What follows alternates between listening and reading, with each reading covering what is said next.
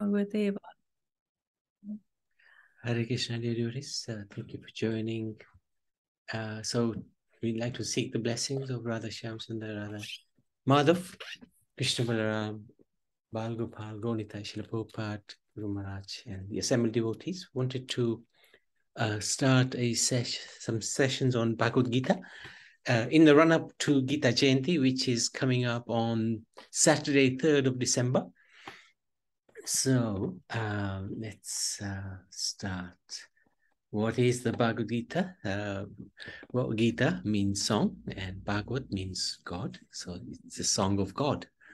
It's a dialogue between the Lord and his devotee Arjun to assist Arjun to make difficult decisions by explaining the nature of our existence, the world we live in, and the Lord's own position.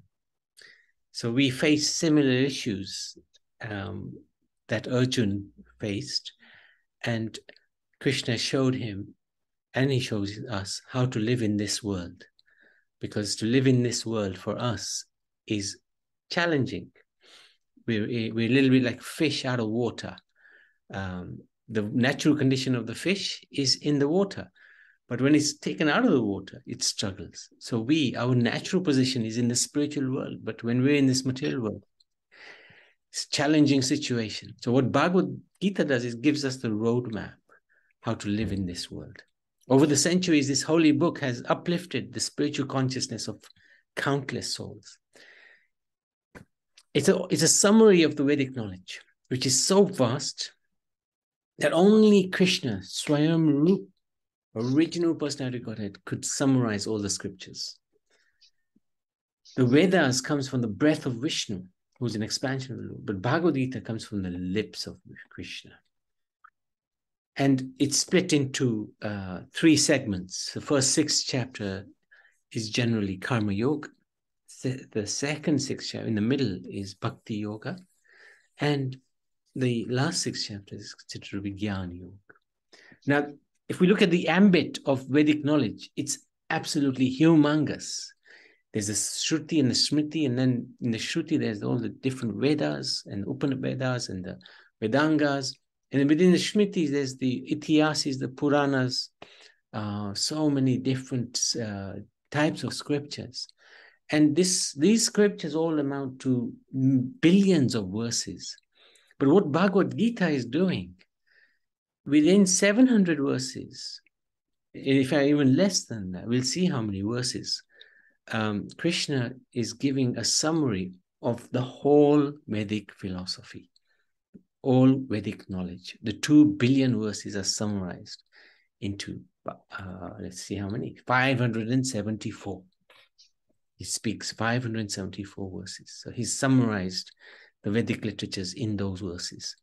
So Bhagavad Gita itself is in total 700 verses. 1 verse was spoken by Dhritarashtra, the very first verse, which is very important verse.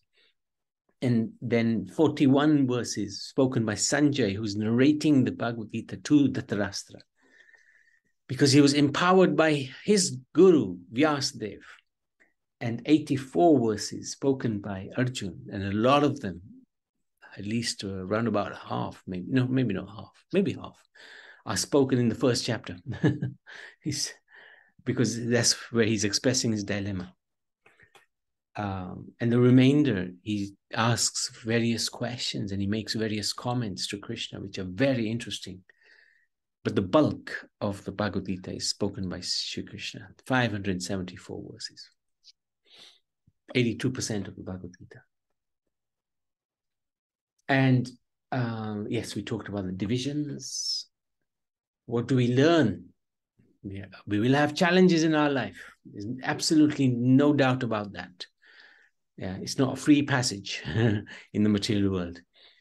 But what the Bhagavad Gita does, it teaches us to cope with these challenges in the battlefield of life. Gives us the position of the Lord, tells us who we are. And that's the beginning of the Gita, is where he speaks about who we are. He explains material nature, how it influences our behavior. He describes the cosmic manifestation, what it is, and how it's controlled by time. He also explains why we act the way we do. And there are 5 subject matters, the basic truths described in the Gita. Does anybody know those 5 subject matters? So is it, one of them is karma, Yep. time? Yep. Karma, time. Ishvara, Jiva, Kala, Karma. Yeah. One missing? Ishvara. Ishvara, Ishvara. Jiva, Kala, Karma, Prakriti. Very good, very good, very good. Prakriti, that was the one we was missing. So he speaks about God. God is described. We are described. Material nature is described in quite some detail. He describes time, and of course, he describes karma. Now, the first 4 are eternal. But karma, we can change. Karma, we can change. It's not eternal. So this is where Bhagavad Gita is very, very interesting, because it helps us to change our destiny, because we can change our karma. What's the purpose of the Gita? Take us out of this world, perfect our existence, understand the reason for happiness and distress, right? And especially there's one chapter, chapter 12, Krishna describes how 4 times, in 8 verses, 4 times he says, my devotee, he's steady in happiness and distress. My devotee is steady in happiness and distress. 4 times in 8 verses in the 12th chapter. So you see how important that is. Become free from fear, transform our consciousness. Our consciousness is very much materially minded at the moment. But what Bhagavad Gita does is it can change our consciousness. And changing the consciousness means changing our destiny. Bhagavad Gita is non-different from the Lord, because the Gita is his song and it's his gift to us. This is the most amazing gift he's given us. He loves us more than we can imagine. He wants us back with him. So he's given, only he could summarize the Gita, nobody else. Not Balaram, not Narad Muni. No one else could summarize the Gita, because he summarized the whole Vedic philosophy in just 574 verses. So only he could do it. It was only his responsibility, and only he capable of doing it. Thus, it's a roadmap to Golok Vrindavan. Who is qualified to read? Well, nobody is disqualified. But to understand it, we have to take it up in a spirit of devotion. Not that we blindly accept everything. We question where we have doubts, but we question in a mood of learning, have a learning mood, have this empty vessel. You know, if we have a full glass of water and we put more water, it's going to be no good. So if we have an empty glass and we pour water into it, that's going to have some substance to it. Have an open mind, patience, determination, enthusiasm. This is critical in spiritual progress. Have to be very patient. But at the same time, hey, I'm not going to be diverted from my goal. And the enthusiasm will follow. Otherwise, the Gita will remain a mystery, even if studied a whole lifetime or 2. Whether one is sinless or sinful, Bhagavad Gita equally uplifts everyone, just like the sun evaporates urine or water without discrimination, or itself getting contaminated. So this is very interesting. Bhagavad Gita will uplift even those who are not very pious in their lives. This is a verse from the Bhaja Govinda by Adi Shankaracharya.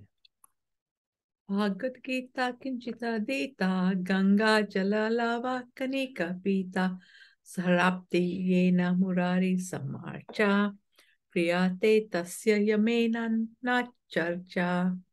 If one reads a little but of the Bhagavad Gita, drinks a drop of water from Ganga, or if he worships Murari, even for a small moment, he won't have any tiffs with Yam, Yamraj.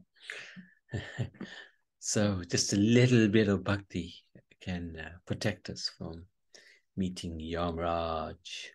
So this is Gita Mahatmya. I wasn't planning to go through that because we won't have enough time.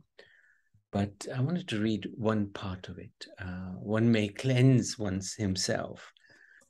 Number 3, by taking a bath in water.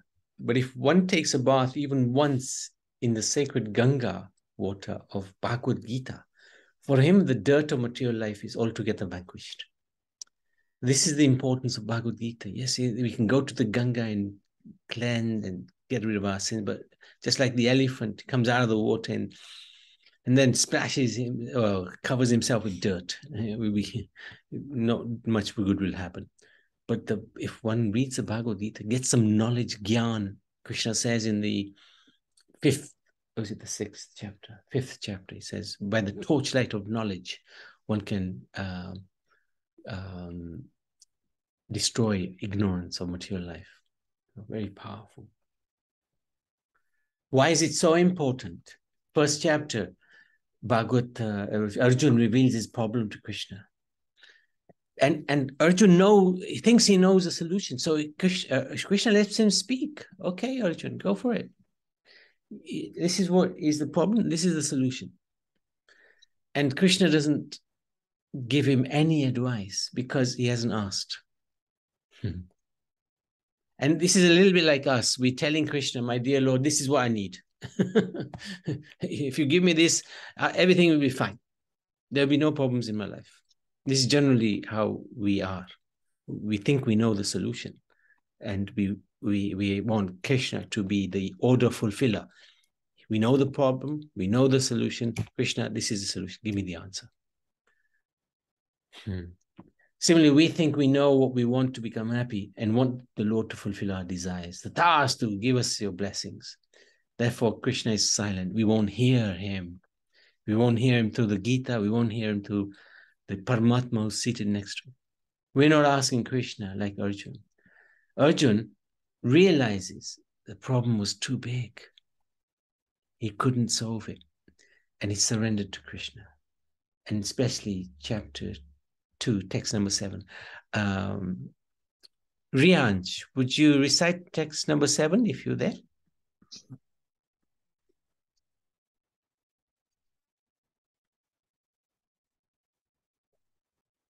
Karpandayo. Oh, maybe it's no. Anyway, then Krishna revealed the Bhagavad Gita to Arjuna after he surrendered.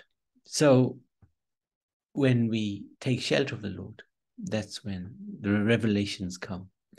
Similarly, when we take genuine shelter of the Lord, he will reveal the problem and the solution. So sometimes we don't even know what the problem is. So thus chapter 1 is very important. It reveals the problem, and the first verse is very important because the Dhritarashtra is asking in the holy place of Kurukshetra, what are they doing? What is my son doing? What are my sons doing? What are my nephews doing? Okay. Why was it spoken on the battlefield? Could have just spoken in the temple to Arjun before the battle even started, or in a cave or on the banks of the Ganga, like Sukadev Goswami spoke to Parikshit Maharaj. But no, he spoke it on the battlefield because we would have had the excuse that Gita is not applicable to us, right? Spoken in the battle, it was spoken in the temple. It's more appropriate in the temple. But Krishna spoke on the battlefield because our lives are also battlefields. Right? We're living in the battlefield of life. Amidst our daily battles, we can also take shelter of Gita, which was spoken with commotion around him. Right? There was commotion all around. There was a big fight going on, and it was pandemonium. But yet, Krishna and Arjuna both took time out. Sometimes people say, when I'm old, I will read Gita. Or when my problems go away. However, we can die at any moment and problems will never go away. Gita in fact will enable us to face the problems and the inevitable with solutions. So this excuse that I've got no time, I'll read when I'm old, it's never going to happen. This is the time to read the Gita. This is the time to understand the Gita. This is the time to apply the Gita into our lives. Will my problems disappear if I read the Gita? Whilst we're in the world, problems will always be there due to the level of our consciousness and the threefold miseries. Even if we have everything, like Duryodhana had everything, there is one enemy within us, the mind. Therefore, there's no peace. Bhagavad Gita, in fact, will bring the problems that we're facing in front of us. Just like Krishna took Arjun, when Arjun asked him, please take me into the middle of the battlefield. I want to know who's there to fight, who's fighting against us. Krishna took him immediately to the biggest challenge that Arjun has, and that was his grandfather, Bhishma. Because Arjun loved him, and because Bhishma was the most powerful warrior on the battle. And immediately Arjun became very confused, and he couldn't handle the situation. So if we're thinking Bhagavad Gita or reading Gita or chanting Hare Krishna will simply get rid of our problems, no. They may even exacerbate our problem. It may increase our problems. But then what Bhagavad Gita does, it gives us the tools to face our problems. If it's raining, we can't stop the rain, but we can use an umbrella to shelter us from the rain. Bhagavad Gita is like that umbrella. It will give us that opportunity to deal with our problems. And how does the Bhagavad Gita do this? Arjuna on our behalf asks the Lord for guidance, who provides it beautifully to enable us to understand our own challenges. Arjuna also questions the Lord whenever he has a doubt, so that our own doubts can be addressed. And if you look at the questions, they're so applicable and they're so relevant to us. So it's just incredible. There are many translations. Why the Bhagavad Gita as it is? Why do we focus on that? There's so many Gitas out there, so many translations. But each one has the opinion of the author, which may be tainted with the author's personal speculation and interpretation. Bhagavad Gita as it is unique, because Prabhupada is a spiritual master in the Brahma Madhav Gaudiya Sampradaya, who, on the instruction of his guru, preached Krishna consciousness throughout the world. He translated Bhagavad Gita, giving word-by-word translation. And he also referred to the commentaries of the previous day. His own opinion was put aside.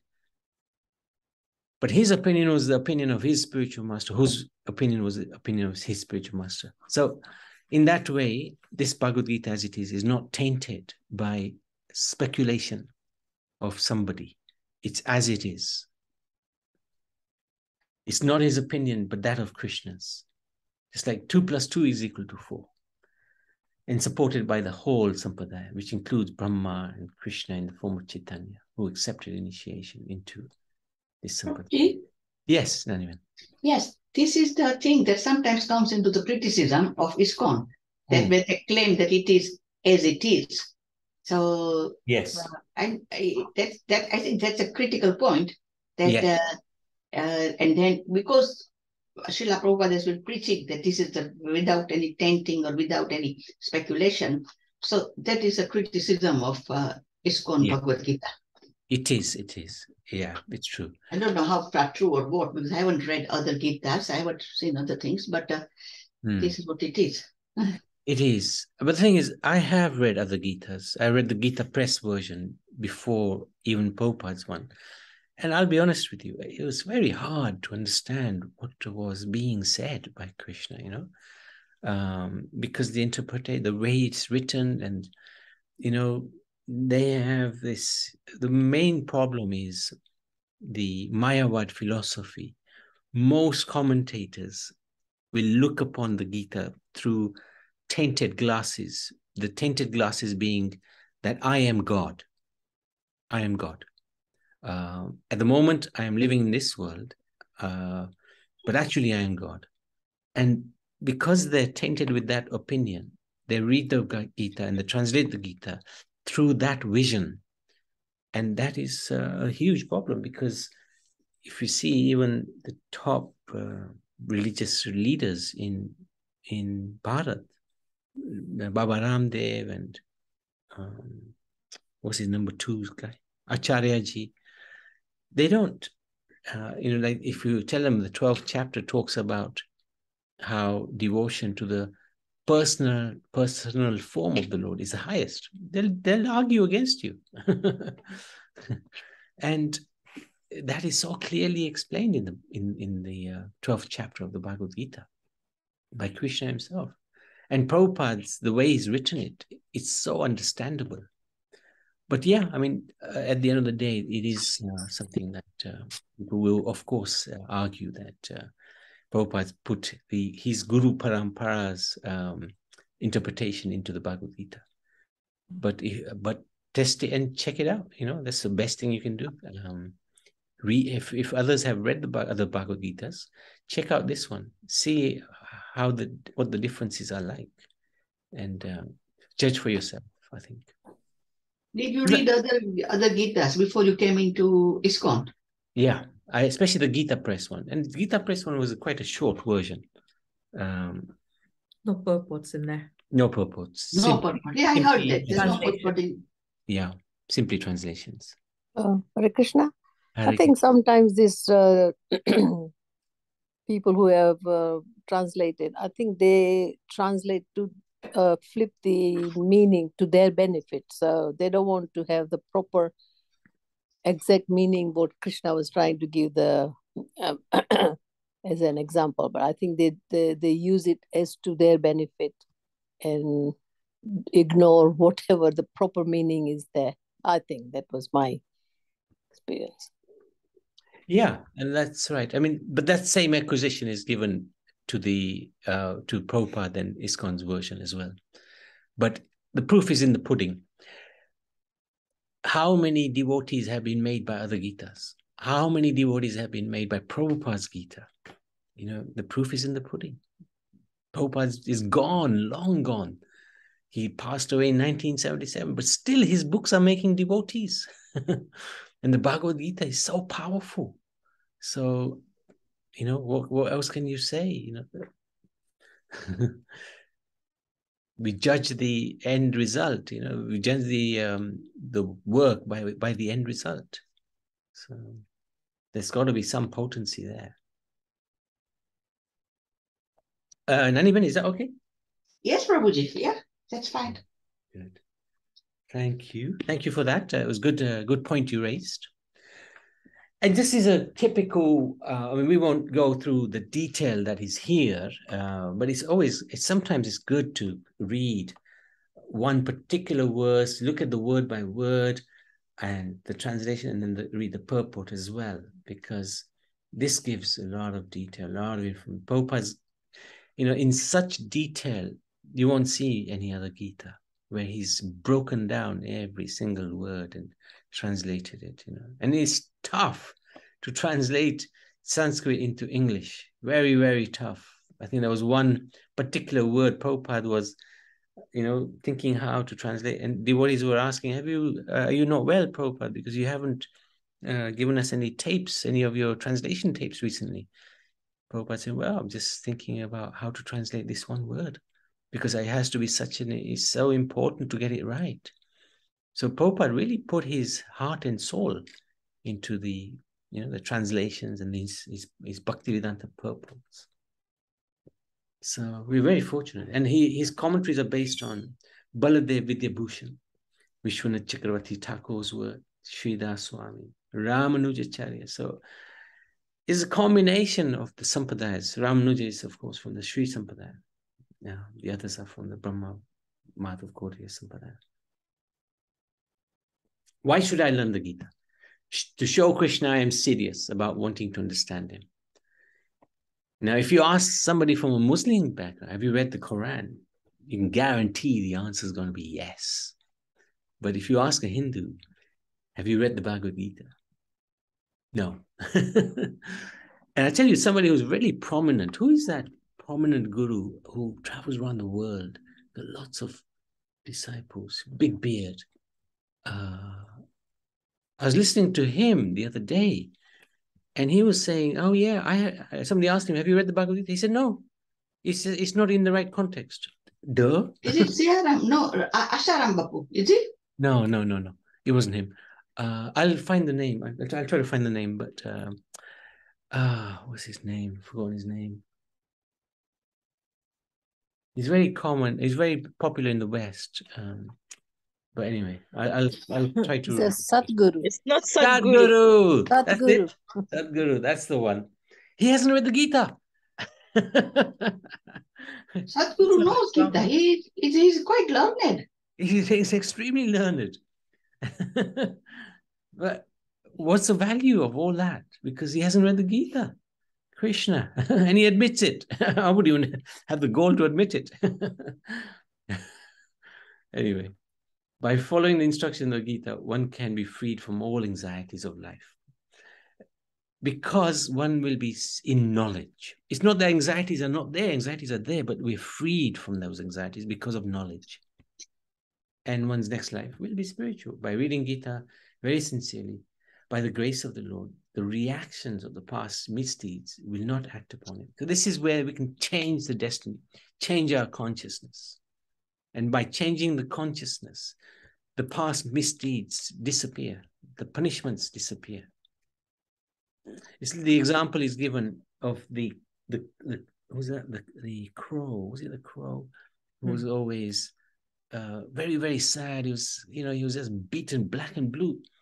And somebody advised him, some sage advised him, just thank the Lord for everything he gives you. Even if it's bad, you thank him. Good, it's thank him. So the crow, okay, I'll do that. So he used to get, like some terrible situation used to happen to him. He used to say, okay, thank you, my Lord. Thank you, thank you. And the sage met him again. And suddenly this crow was in a really amazing place. He was in a great situation. So he asked the crow, what happened? Oh, he asked the Lord what happened to him. And the Lord said, well, he had a lot of bad things coming to him, but because his consciousness changed from negative to positive, thanking me, all the sins disappeared. So the change of consciousness has a big impact. One may cleanse himself daily by taking a bath in the water. So this is what we read, Vyasdev had written. I love this one. This is the Indian Army saying, the more we sweat in peace, the less you bleed in war. So they have a motto that you work hard in peaceful times. You work really hard. You exercise. You build yourself up. You keep yourself fit. And when the war comes, you're going to be ready. Yeah, you're going to bleed less.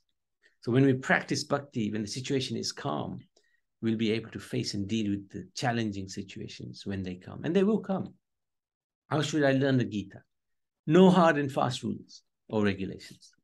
Can be read, studied, applied into our lives anytime. But there's some useful guides. Enthusiasm, because these are, we can take this as a love letter from Krishna. These are his personal letter to me, this Bhagavad Gita. He's speaking to me directly. This is enthusiasm, taking those instructions personally. Offering prayers to the Gita before opening, like we do. Om Namo Bhagavate Vasudevaya, Mangalacharan. Even reading the Gita Mahatmya is good. This will put the Gita at a higher platform, that it's a sacred act that we're performing, reading the Gita. It's none different from the Lord because it's spoken by the Lord. And thus, he will accept our sincere prayers in association with devotees who understand the purport of the Gita, and preferably devotees who follow a bona fide sampradaya. Otherwise, if we hear Gita from non-devotees, it can become like this, like drinking milk which has been touched by poison of a snake, very poisonous for us. Study. Yes. Gita Mahatma, is it it's sort of like verses or? Yeah. Yes, it is. Let me just bring it up. Yeah, you saw that, but Yeah. This is all Gita Mahatma. This is all that it is. This is it. Yeah, 7 verses, or maybe 8 verses. I think this last one is a separate verse on its own. 8 verses. And maybe, I don't know if it's something that can be sung. Maybe we can ask Karuna if it's something that can be sung, that maybe she can do that tomorrow. So at least we got it. We got Yeah. it sung. Can you send me this and the I can. translation, please, on my to Absolutely. my Yes, I will. I will do. on my own, rather than Yeah. everything, just this one. I will do. And I'll send the Please. translation as Send well. the translation. Yes. Okay, Prabhuji. I will do. Okay, thanks. Thank you for asking. Yeah, thank you. Very good. Oh yeah. So, and we should study with sincerity to know and understand the Lord. So those are good. How should I learn? Plan. What we're planning to do, of course, is we'll read all of the verses. We're not going to go through the purports, although sometimes it's good to go through purports. But anyway, we'll try to do a chapter a day. Sometimes there are many verses in a chapter, like chapter 2 and chapter 18. So those might be over 2 sessions.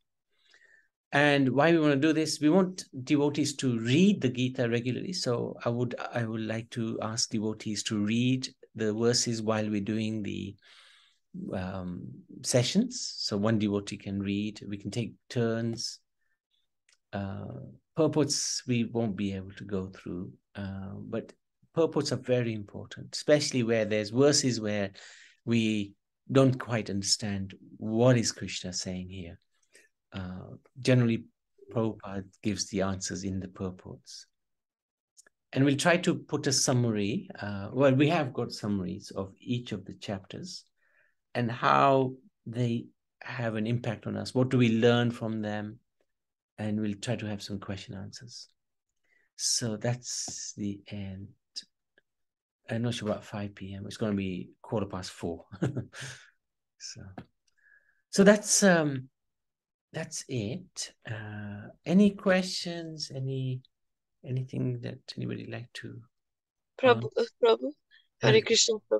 Yeah, you said the purport. In the purport, Prabhupada explains. Can you just repeat what you said? Sorry, I didn't. Oh, sometimes the verse.